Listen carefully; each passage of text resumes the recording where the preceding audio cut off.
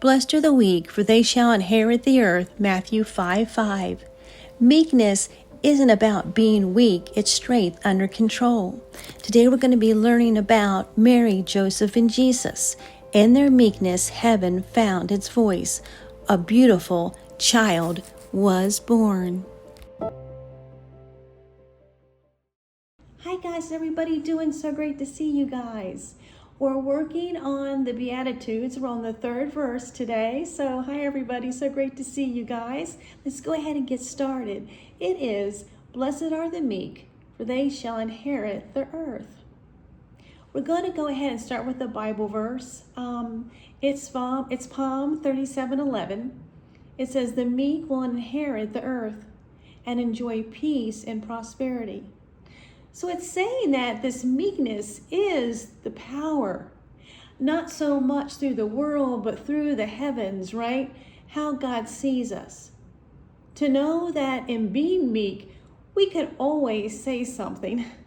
We could always speak up and say something negative, or be mean to a person, or really do things, that sometimes we know that the meek person, the first person that feels meek, that they can do, but they refrain from doing it. They come from that place of grace. They come from that place of being humbled and knowing that, it's not their place to say that. And a lot of people, I think, look at the people that are meek and think that they're so weak, or, view them as maybe being, being even dumb sometimes, Gosh, you're not standing up for themselves. Why aren't they doing this? Not even realizing the strength that they have from within to make those choices and see how they're going directly to God and living in God's word instead of what other people think. So I think a lot of people kind of view that differently. If you call someone meek, they're like, what? It's not very favorable in the world, but God sees that as someone who's going to inherit the earth, as someone who's going to come from that, enjoy that peace and that prosperity by showing that meekness. So meekness, after all, it models Jesus Christ and his humility. Look, he totally submitted to the cross. He realized that he could have told them to stop, that he could have said, that he didn't want it to continue at any time. But instead, he took that nature of being meek and surrendered to that. He surrendered that to God, giving of his life. That's so powerful. That he came from that place of being meek, of being so humble, that giving of his life for us, and doing it in such a way of having that obedience. After all, guys, he knew it was coming. And he knew that was, could you say, his role in the world, right? That he was coming through God. And he knew that this was part of him giving up himself to all of us.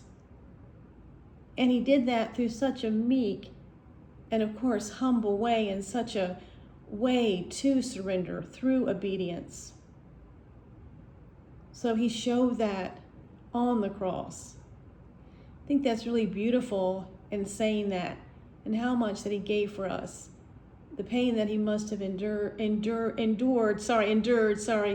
during that time. But instead of taking it, that place where he called out, he chose to not say anything and just give his life for that. And that's truly amazing. It's just so beautiful. It also talks about his mother and father, Mary and Joseph, and how they were also meek and obedient through their trust. Even when their plans seemed impossible, right? Like, how can we do this?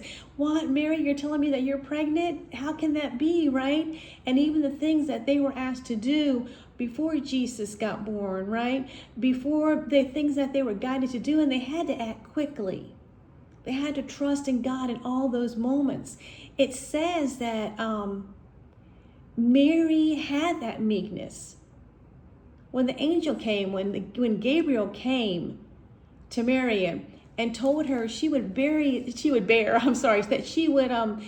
the Son of God, she answered in such a humbling way. This is from Luke 1:38. And she said, "Behold the handmaiden." And handmaiden means, guys, a servant who is humble of the Lord. So she says, "Beloved, the handmaiden of the Lord, be it unto me according to the world." She did not judge it. She did not argue. She did not demand proof or like, "I don't understand this. I'm not doing it." That's the first words that she said. What a beautiful and humbling place to come from. What a meek and trusting place to come from. Joseph also had to have that meekness too. I think that we're asked that when God, or we feel like God tells us to do something, that sometimes we come look at it and we say, "What? This doesn't make any sense."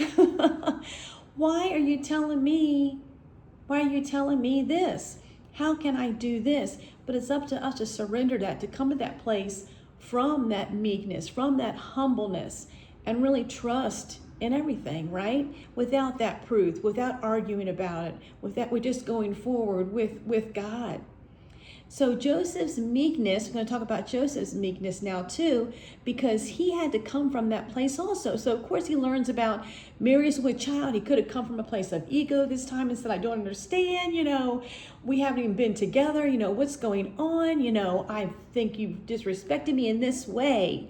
But what he was going to do is he was going to put her away privately so that she would not be humiliated. But then as we all through the Bible verse, the angel appeared to Joseph and told him not to fear taking Mary as his wife. So in Matthew 1:24, he did as the angel of the Lord told him. So sometimes I think that too, can you imagine this angel's coming to you and telling you that what you need to do and that you surrender to it? Because at times seeing an angel is a beautiful, it's amazing. And to see that, but then you maybe wake up the next day and say, "Well, I had that dream. I don't believe it. I'm going to let that go." You could second guess it, but Mary and Joseph did not. And they ended up fulfilling that prophecy of Jesus, of the King, right? So Joseph faced this. Even though, this is the point, guys, even though it would cause a misunderstanding with others. Others were never going to understand that. I think if Mary just came up and they said, Gabriel, the angel, came to me and told me I was going to bear a child, to name him Jesus, right? And then Matthew said, "That's right. The angel came to me too, and he told me that not be fearful of marrying her." It's not something that I don't think they could really tell people either. You got to figure that, well, here's our story. Do we feel like we need to explain? No. They knew they were just trusting in God, that there was nothing to explain but just to be humble in those moments, because they wouldn't have viewed it as anything. They probably would have got talked about, right? Even during that time talked about, well, Mary's pregnant, they're not married, and things like that spread. You know how that news spreads. Good news never really spreads that fast. Most of the time it's the bad things that spread even quicker, right? That go around town. You can also later on where they said that the things that Jesus ended up doing, they spread pretty quickly too, right? But always coming from that humble and such a loving place. So Mary and Joseph then came together in this quiet obedience, in this trusting, in everything, a submission. So their meekness, even when Jesus was born, right? When Caesar, when he had that decree, when he said that, he commanded that everyone to return back to their ancestral towns for the census. What happened? They had to leave right away. Mary had to get on a donkey. She was very pregnant, guys, right? She was almost getting ready to deliver. They had to leave right then. If we could imagine this in today's time, you have to go this route, this long route. We want you to go around this longer way. People are coming into the town. Most of the time we would start to question that. Why do you want me to do this, right? But they just submitted to it. They left right away, and they had to go from Nazareth to Bethlehem, which was very hard, very rocky. But they accepted this hardship. Mary accepted this hardship. She could have said, oh my goodness, I'm getting ready to deliver. What about the baby, But they trusted. So there's a lot of times when they had to really be meek and really trust everything and be humble to it, right? And no matter how difficult it was, they kept going so that this prophecy could be filled. Jesus could be born. So it says Luke 2:7.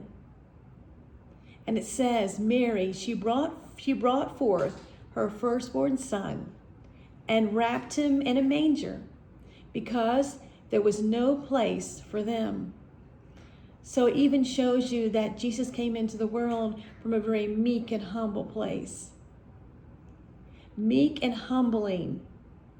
There's a surrounding of Jesus's birth. So Mary and Joseph were very humble, right? Were very meek. And Jesus is being brought into this humbling too, into this meek places as he is born, right? In the manger. So there was trust and strength. And that really resides, God, when we listen to God's plan. In the stillness, guys, of a humble manger, the Son of God entered the world, clothed in meekness. His birth was surrounded not by splendor, right, guys, but surrendering. Obedience to God through Mary and Joseph. Never to be found in pride, but through a humble and meek child. How beautiful, guys. How truly amazing. And yes, everyone, blessed are those who are meek, for they shall inherit the world.